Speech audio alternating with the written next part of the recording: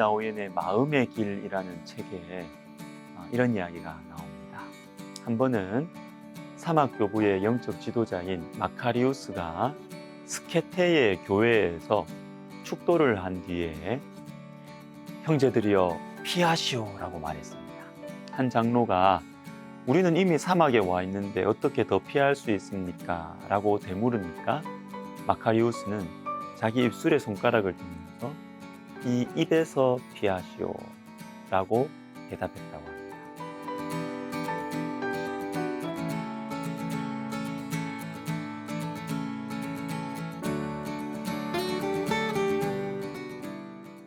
오늘은 우리 모두가 알면서도 잘 안 되는 부분을 말씀드리려고 합니다. 침묵입니다. 잠언 20장 19절에 두루 다니며 한담하는 자는 남의 비밀을 누설하나니 입술을 벌린 자를 사귀지 말지니라. 자, 남의 비밀을 누설한다. 여러분, 비밀이 뭐예요? 비밀은 지켜줘야 되는 것이죠. 비밀을 지키는 것은 침묵입니다. 그리고 이어서 이렇게 입술을 벌리면서 비밀을 누설하는 사람은 친구로 사귀지 말라는 것입니다. 우정이 깊어지기 위해서 반드시 필요한 것이 뭐냐면 비밀의 공유입니다. 나의 비밀을 나누고 상대방의 비밀을 들어주는 것이죠. 그런데 이 비밀의 공유도 중요하지만 더 중요한 것은 비밀의 유지입니다. 비밀을 지켜주는 것이죠. 지켜주지 않는 비밀 위험합니다. 우정관계를 무너뜨립니다. 잠언 20장 22절도 보십시오. 너는 악을 갚겠다 말하지 말고 여호와를 기다리라. 그가 너를 구원하시리라. 자, 악을 갚겠다고 말하지 말라고 하십니다. 그럼 어떻게 해요? 악을 내버려 둘까요? 그냥 내버려 두는 것이 아닙니다. 여호와를 기다리라. 여러분, 하나님의 능력과 지혜를 정말로 믿는 사람, 하나님을 정말로 의지하는 사람은 침묵의 축복을 압니다. 잠언 13장 3절은 이렇게 말씀하십니다. 입을 지키는 자는 자기의 생명을 보존하나 입술을 크게 벌리는 자에게는 멸망이 오느니라. 우리 시대는 입을 벌려야 살 수 있다고 합니다. 말을 많이 해야 능력도 인정받고 원하는 것도 얻어내고 말을 많이 해야 산다고 합니다. 근데 성경은 입을 크게 벌리면 망한다고 하십니다. 입을 지키는 것, 침묵이 생명을 보존한다고 하십니다. 여러분, 사람에게 있어서 말을 하려는 욕망은 매우 강렬합니다. 물욕, 식욕, 명예욕, 여러 가지 욕망들이 우리에게 있잖아요. 근데 말하려는 욕망도 매우 강합니다. 우리나라 헌법에서도 언론의 자유를 보장합니다. 왜요? 인간의 본능이니까요. 언론의 자유라고 하니까 뭐 신문, 방송 이런 것들이 생각나시겠지만 근본적으로는 말하고 싶은 인간의 본능을 보호해줘야 된다는 것입니다. 여러분, 암, 병, 이 환자로 그런데 한자로 암, 이거 아십니까? 어떤 글자인지? 이 꾸자 세 개가 이렇게 그 다음에 갇혀 있어요. 갇혀. 그러니까 말 못하면 이 깊은 병인 암에 걸린다는 것이죠. 말하려는 욕망은 매우 강렬합니다. 그렇기 때문에 말로 실수를 많이 해요.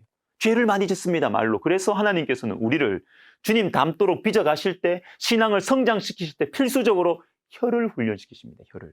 모세가 이 과정을 거쳤어요. 하나님 보실 때 이제 때가 되었다 싶을 때 광야에 있던 모세를 부르십니다. 근데 이때 모세가 이렇게 대답하죠. 모세가 여호와께 아뢰되 오 주여, 나는 본래 말을 잘 하지 못하는 자니이다. 주께서 주의 종에게 명령하신 후에도 역시 그러하니 나는 입이 뻣뻣하고 혀가 둔한 자니이다. 아유, 저는 말 주변 없어가지고 주님의 일 못합니다. 근데 여러분, 모세가 정말 말 못했을까요? 아닙니다. 사도행전 7장 22절에 보시면 모세가 애굽 사람의 모든 지혜를 배워 그의 말과 하는 일들이 능하더라. 애굽의 왕자로 자라면서 모든 지혜를 배웠을 뿐만 아니라 말과 하는 일이 능했습니다. 모세는 말 잘했어요. 근데 이게 40살 때입니다. 근데 하나님께서는 이 40살의 모세, 세상적인 기준으로 말 잘하는 모세를 사용하지 않으셨습니다. 모든 지혜를 배워서 말과 일을 잘하는 40세의 모세를 하나님은 쓰실 수가 없으셨어요. 그러면 언제 부르셨습니까? 나는 말 잘 못합니다. 나는 입이 뻣뻣하고 혀가 둔한 자입니다. 이때 모세를 쓰시는 것입니다. 여러분, 분명히 합시다. 하나님은 우리의 재능에 매달리지 않으십니다. 재능이 있을 때, 실력이 있을 때 하나님께서는 오히려 그것을 불편해하세요. 그것 자체로는 불편해요. 침묵의 은혜를 가르쳐 주시는 것입니다. 자, 강종민 목사님의 책 감사는 숲을 담은 씨앗입니다. 이 책에 아주 영감 있는 문장이 제가 읽다가 하나 발견하게 되었습니다. 고요한 호수에 하늘이 찍힌다. 요동치는 호수에는 하늘이 찍히지 않는다. 참, 그림을 한번 그려보세요. 고요한 호수에는 하늘이 비쳐서 보여요. 그러나 호수가 막 시끄럽게 요동을 치면 거기에 하늘 없습니다. 이와 같이 우리의 마음이 고요해야, 침묵의 은혜가 있어야 우리를 통해서 하나님이 보이는 것입니다. 제가 오늘 전하고 싶은 메시지는 바로 이겁니다. 말하지 말자가 아닙니다. 삐진 것처럼 꿍하게 있는 것이 좋다는 것이 아니에요. 말을 정말로 잘하기 위해서는 사랑 안에서 진리를 말하고 사람의 영혼을 세워주는 말을 하기 위해서라도 침묵의 은혜를 소중하게 여겨야 한다라는 것입니다. 말 안 하고 살 수는 없어요. 근데 우리가 하는 말이 더러운 말, 비방하는 말, 무너뜨리는 말이 되면 안 되잖아요.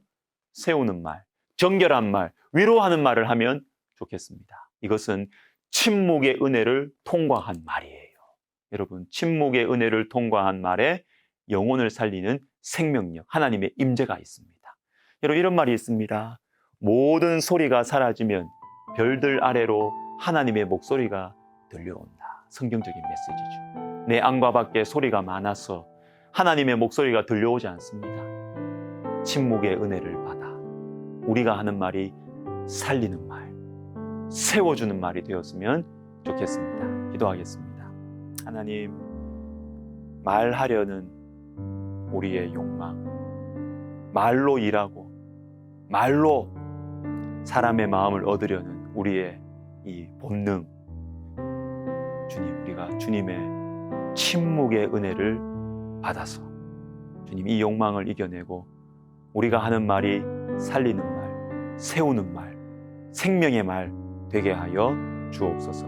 예수님의 이름으로 기도하옵나이다.